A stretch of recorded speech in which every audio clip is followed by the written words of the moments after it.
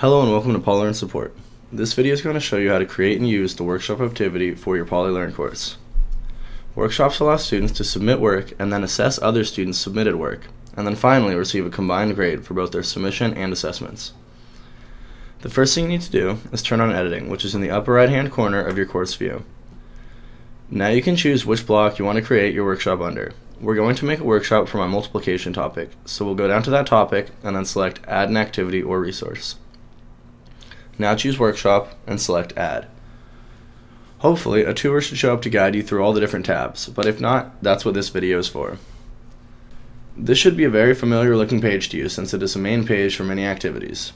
But here's where you put in the name for the activity and also a description. Normally the description is not mandatory, but for a workshop it pretty much is. And if you do not have a description, you will get a red X later in your checklist. There are many other options to look through on this page, which is easy to go through if you hit the Expand All button on the top right of the page. You will also be required to fill out the submission instructions under the Submission Settings tab, the assessment instructions under the Assessment Settings tab, and at the end we will fill out the conclusion under the Feedback tab. These are all only technically required, but you will again get the red X's in the checklist if you do not fill these out. Under grade settings, you'll notice there are two different max grades. The first one, for submission, is how many points you want the work they turn in to be worth. The second one, for assessment, determines how many points they will receive for the assessment part of this workshop. You can also choose how the students will grade each other with the grading strategy option. You'll see the four options are accumulative grading, comments, number of errors, and rubric. You can see a brief description of what each one does if you hit the question mark button next to the option. I'm going to use accumulative grading, but they all work about the same. In the Submission Settings tab, you will see options dictating how students can submit their assignment, including how many attachments they can include and what type, submission size, and even allowing late submissions. I'll add the submission instructions right now also, so we don't have to do it later. Moving on to the Assessment Settings tab, you will see that there is only one option, which is that students may assess their own work. If this works out for your assignment, then go for it, but in general, it's probably going to be a bad idea, because they might be assessing their own work, which could influence their own grade. In the Feedback tab, there's an option that lets you decide if students should be able to give their own feedback, if they should have to give their feedback, or if they don't have to give any feedback at all. Now that we've gone through all the important settings, scroll to the bottom of the page and select Save and Display. This will bring you to the main page of your workshop. As you can see from the timeline, there are 4 different phases and then the workshop closes. Right now you can see that we are in the setup phase. In order to move on to the next phase, you should make sure that you have completed all the necessary options in that phase. So we still have to edit the assessment form to complete this phase, which you can tell by the check next to it that is grayed out instead of green. Let's do that now by clicking on the Edit Assessment Form link. The assessment form is how the students will grade each other's work. They will grade the work based on aspects that you define here. So for the first aspect, I'll put in something like grammar. Then you can decide if the student will evaluate that aspect by a scale or by points, and how much weight this aspect will carry. So with my aspect called grammar, I'll just leave the point settings and the weight. I will also add another aspect called word count, which I will make a credit, no credit option, because they either made the word count or they didn't. Now we can scroll to the bottom of the page and hit Save and Preview to make it sure it looks how we intended. Here we can see that the grading for the grammar aspect is out of 10, while the grading for the word count aspect is credit, no credit. Now that we've confirmed that it looks how we want, we'll click the Back to Editing Form button. Now scroll to the bottom of this page again, and this time hit the Save and Close button. Now you will notice that the only grayed out checkmark left is to switch the workshop into the submission phase. Note that if you set a submission time in the earlier settings, switching to the submission phase will not open it up until the start time. So when you are ready, switch it to submission mode, and it will wait until the specified time to open up to students. To finish off this phase and head into the next one, click Switch to the next phase, and then continue. Now we are in the submission phase. During this phase, the workshop will be open for students to submit their assignments. Now let's just pretend that all students submitted their work.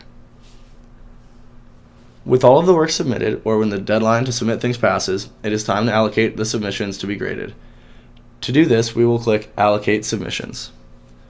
On this page, we can decide between 3 ways of allocating the submissions, which are manual allocation, random allocation, and scheduled allocation. Manual allocation allows you to choose either reviewees or reviewers for each student. Each submission can be reviewed many different times by many different students. The next option for allocation is random allocation. This is a very simple and straightforward way of allocating submissions. You simply decide how many people you want reviewing it per submission, and then whether or not to remove the current allocations, and whether or not you want your students to be able to assess even if they didn't submit anything. If you want to do a mix of manual and random allocation, you can allocate the ones that you want manually, and then come into the random allocation tab and leave remove current allocations unchecked. This will randomly allocate the rest of the submissions, but leave your allocations that you manually did alone. The last option for allocation is a scheduled allocation. This option will automatically randomly allocate all the submissions at the end of the submission phase, so you don't have to think about it. To use this, check the box to turn it on and make sure the settings are adjusted to your liking. Now when the submission phase ends, this will all be taken care of automatically. I'm going to use the random allocation, but only have 4 reviews per submission. Now that that's done, we'll go back to the workshop page. Now we can see that all the check marks are green except for the switch to the next phase check. We can also see that all the submissions are turned in, so it's okay to switch it. Most uses of the workshop will have a scheduled time to end the submission phase, but for this example, I'll just move it along. So I'll just click the button, and then continue again. Now the workshop is in the assessment phase. During this phase, the students will be assessing each other's work. This will also more than likely be scheduled when you implement a workshop, but for my example, I'll just make the reviews happen and move on. To move on manually, click the switch to the next phase, and then continue again. Now we are in the grading evaluation phase. This is where the final grades for everyone will be calculated, both the submission grade and the assessment grade. There are 5 options for calculating a student's assessment grade, ranging from very strict to very lax. As we can see from clicking the question mark button, with strict, the assessments need to be similar to receive a high grade, and with lax, the assessments don't need to be as close to receive a high grade. You can calculate the grades as much as you want until they look good to you, and then they can always be changed manually in the gradebook later. Go through the options if you want and see how the grades change based on the strictness of the grader. When you decide on a setting, it's time to provide a conclusion to the activity.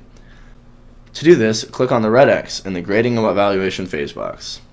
This will take you back to the main settings page for the workshop. On this page, scroll down to the feedback tab and expand it. Now that the workshop is graded, you can put a meaningful conclusion in the box for your students to see. This step is technically optional, but it can be beneficial to your students, so I recommend using it. After writing the conclusion, scroll to the bottom of the page and select Save and Display. Now we can hit the last check to move you into the next phase, which is closed, and we will hit Continue for the last time. This takes you back to the workshop page, but as you can see, we are now in the closed phase, meaning we are finally done with the workshop.